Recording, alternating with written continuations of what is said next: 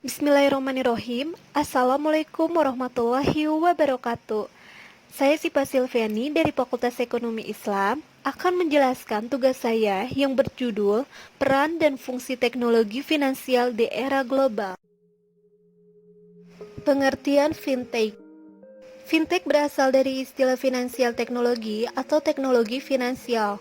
Menurut The National Digital Research di Dublin, Irlandia, mendefinisikan fintech sebagai innovation in financial service atau inovasi dalam layanan keuangan fintech yang merupakan suatu inovasi pada sektor finansial yang mendapat sentuhan teknologi modern.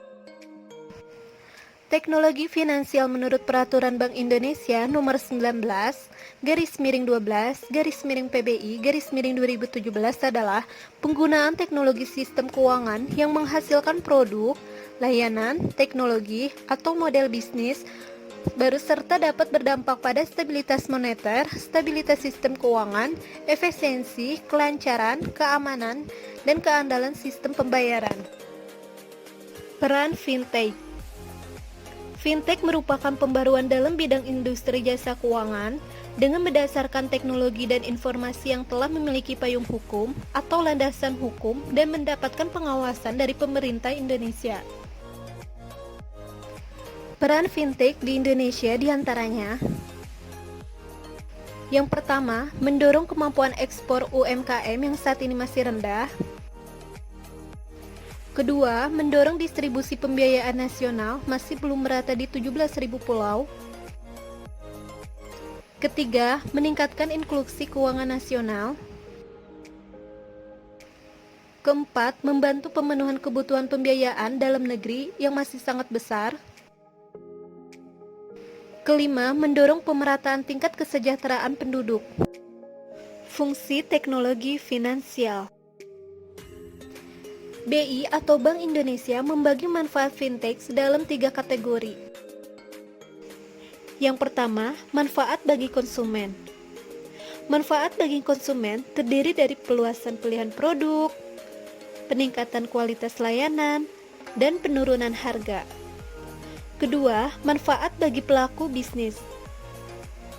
Manfaat bagi pelaku bisnis terdiri dari memperpendek rantai transaksi, meningkatkan efisiensi modal dan resiliensi operasional, meningkatkan inklusi keuangan, dan memperlancar arus informasi.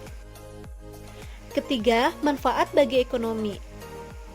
Manfaat bagi ekonomi terdiri dari mempercepat transmisi kebijakan moneter, meningkatkan kecepatan uang beredar, dan meningkatkan pertumbuhan ekonomi.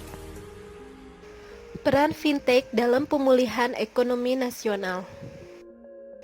Otoritas Jasa Keuangan mendorong industri finansial teknologi terus memperluas keberadaan dalam memajukan industri jasa keuangan, termasuk meningkatkan perannya dalam upaya pemulihan ekonomi nasional.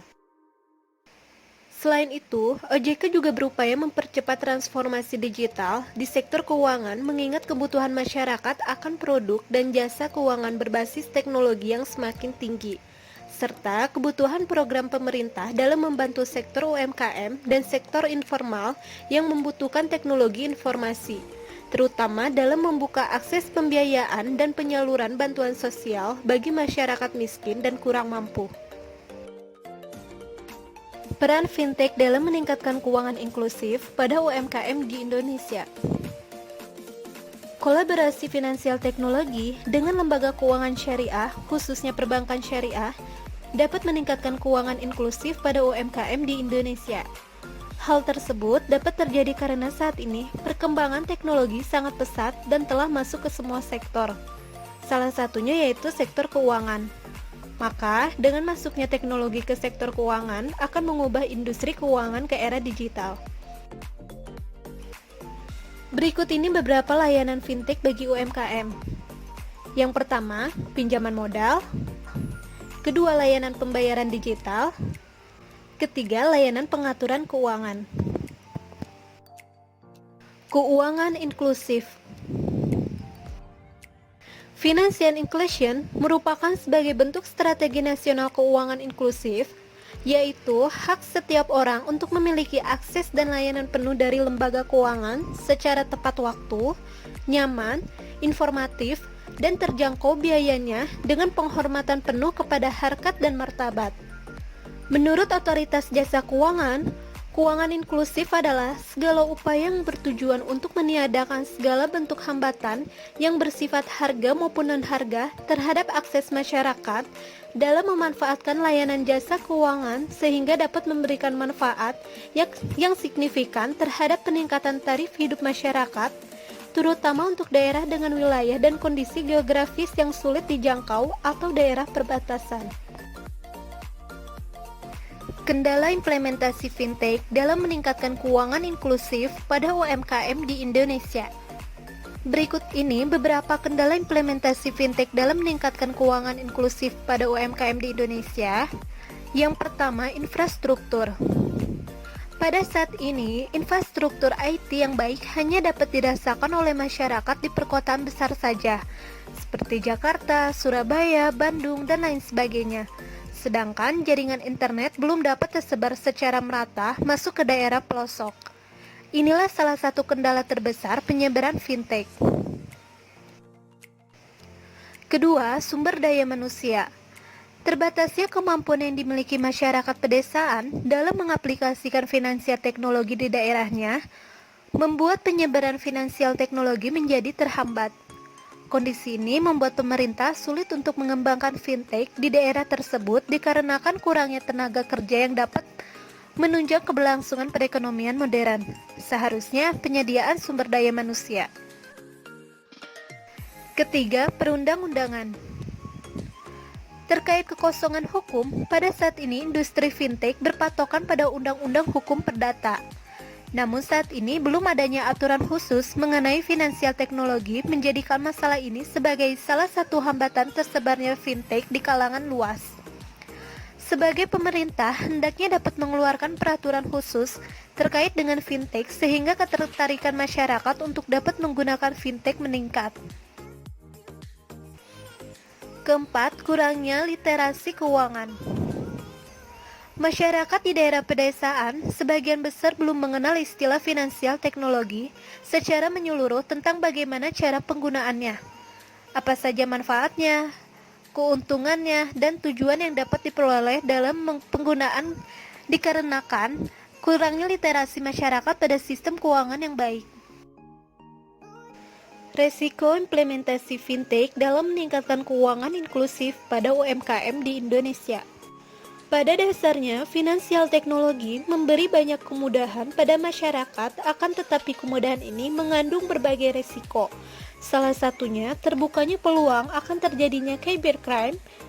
Dunia cyber yang sangat canggih memudahkan para pembobol untuk dapat melacak transaksi keuangan, sedangkan keamanan di daerah terpencil belum mencapai titik aman yang sempurna.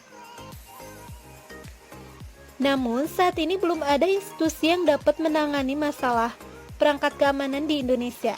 Penempatan dana pada perusahaan teknologi keuangan atau finansial teknologi pinjaman memiliki risiko yang tinggi.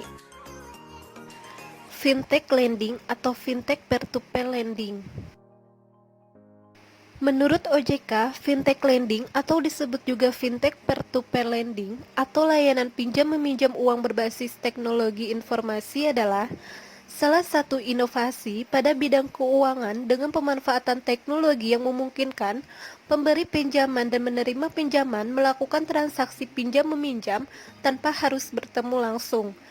Mekanisme transaksi pinjam-meminjam dilakukan melalui sistem yang telah disediakan oleh penyelenggara fintech lending, baik melalui aplikasi maupun laman website. Peraturan fintech peer-to-peer lending. Regulasi fintech peer-to-peer lending mengacu pada Peraturan Otoritas Jasa Keuangan Nomor 77/2016 tentang layanan pinjam-meminjam berbasis teknologi informasi.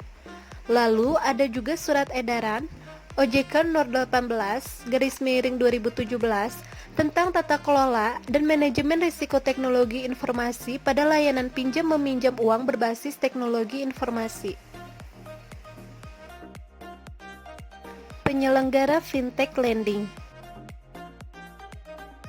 Penyelenggara fintech lending dapat berupa suatu badan hukum atau koperasi yang memiliki sistem untuk melaksanakan mekanisme transaksi pinjam-meminjam secara online, baik melalui aplikasi maupun laman website. Terakhir yaitu kesimpulan. Fintech secara global menunjukkan secara pesat fintech berkembang di berbagai sektor, mulai dari startup pembayaran, peminjaman, perencanaan keuangan, investasi retail, pembiayaan, remitansi, riset keuangan, dan lain-lain.